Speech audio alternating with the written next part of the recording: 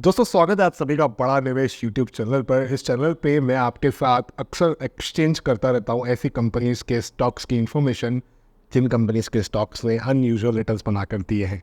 तो ऐसे में ऑटो सेक्टर से एक इमर्जिंग कंपनी चुनकर लेकर आया हूँ। इस कंपनी का नाम है दोस्तों Pritika auto industries limited. BSE script code है 539359, NSE सिंबल है प्रतीका ऑटो। ये कंपनी जो है ट्रैक्टर और ऑटोमोबाइल कंपोनेंट्स की मैन्युफैक्चरिंग करती है। कंपोनेंट्स कौन से, जैसे कि हो गया axle housing, wheel housing, hydraulic lift housing. इन सारे कंपोनेंट्स की जो लाइफ साइकिल होती है उसमें 3-4 वर्ष में ओवरहॉलिंग की ज़रूरत पड़ती है, जिससे कंपनी हमेशा पैसे बनाते दिखती है। अब इस कंपनी के की स्टैटिस्टिक्स की बात करें तो जिस समय मैं इस वीडियो को रिकॉर्ड कर रहा हूँ 468 करोड़ का मार्केट कैप है, 51 रुपीज़ 10 पैसे का प्राइस है। रिसेंटली कंपनी के स्टॉक में 54 रुपीज़ 30 पैसे का 52 वीक हाई को भी छुआ था।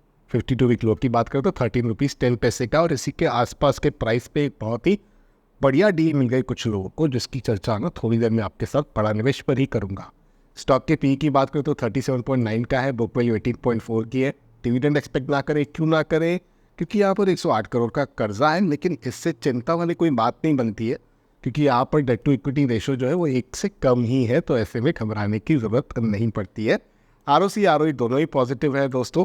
यहाँ पर 1 वर्ष के रिटर्न की बात करें तो 198% की रिटर्न्स बने हैं, और 3 वर्ष के रिटर्न्स की बात करें तो 35.6% के कंपाउंडेड रिटर्न्स है, जो अपने आप में बहुत ज़्यादा अनयूजुअल होते हैं। अब हम चलते हैं कंपनी के स्टॉक के टेक्निकल्स की तरफ। तो यहाँ पर आप देख पा रहे हो 2023 के सेकेंड हाफ से कंपनी के स्टॉक ने साबित कर दिया है क्या कि ये 200 दिन मूविंग एवरेज लाइन, ये जो काली है, और 50 दिन मूविंग एवरेज लाइन, ये जो पीली है, इसके ऊपर ट्रेड करने की पूरी क्षमता रखता है, जिससे दिख रहा है कि कंपनी के स्टॉक में कहीं ना कहीं स्ट्रेंथ बनी हुई है।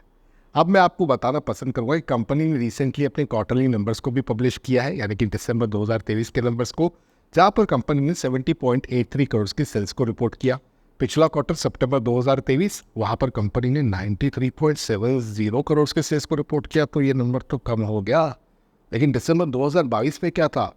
दिसंबर 2022 में 77.82 करोड़ का था, अगेन 7 करोड़ वहां पर भी ज़्यादा थे। तो प्रॉफिट भी कम हुआ होगा? शायद नहीं, क्योंकि यहाँ पर नेट प्रॉफिट की बात करें तो 3.98 करोड़ के नंबर कंपनी ने दिसंबर 2023 में रिपोर्ट किए हैं। हाँ, पिछले क्वार्टर से ज़रूर कम है, क्योंकि पिछले क्वार्टर में 5.25 करोड़ का था, लेकिन दिसंबर 2022 में 2.86 करोड़ के प्रॉफिट थे दोस्तों। अब ये मैजिक हुआ कैसे है? जादू कहाँ से हुआ है?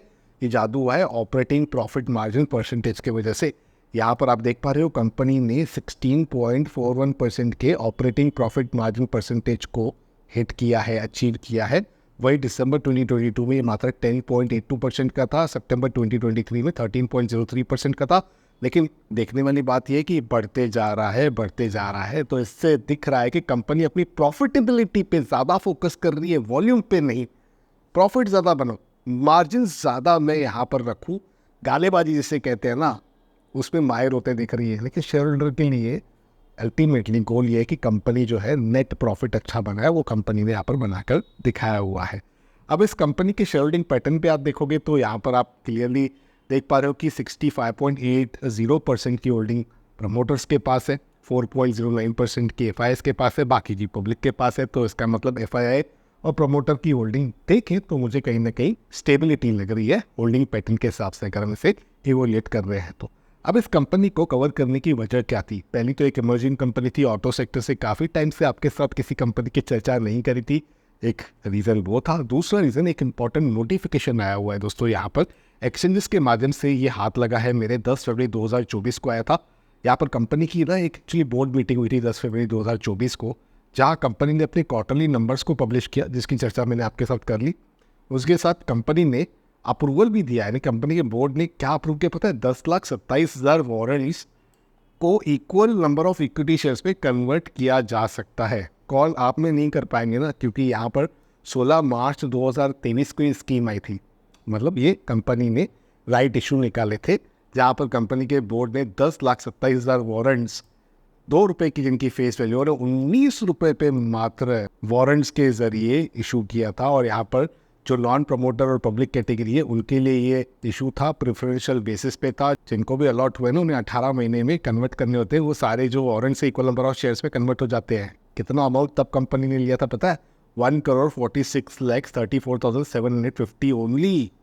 और कंपनी के पास पैसे आएंगे, क्यों पैसे आएंगे भैया? क्योंकि उस समय पर मात्र 75% का जो इशू प्राइस होता है, यानी कि 14 रुपये 25 पैसे पर शेयर का, वही इन्होंने भरा था। 19 में इनको मिले थे 14 रुपये 25 पैसे, इन्होंने भर दिए थे।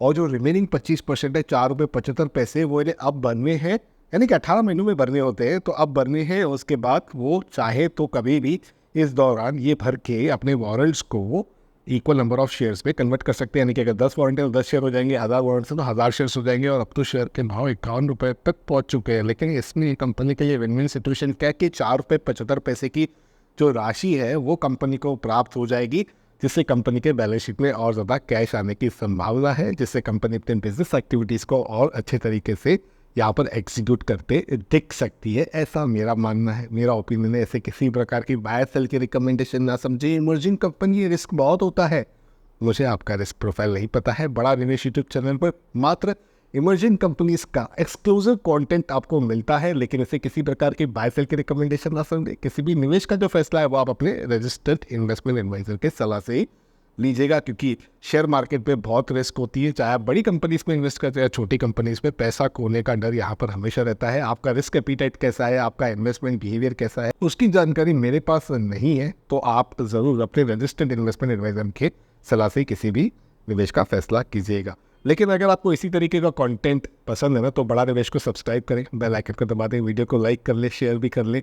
सवाल है, सुझाव है, कमेंट्स में लिखें। वीडियो बंद करने से पहले सब्सक्राइब करना बिल्कुल भी भूलिएगा नहीं। वीडियो में यहाँ तक बने रहने के लिए आपका बहुत बहुत धन्यवाद।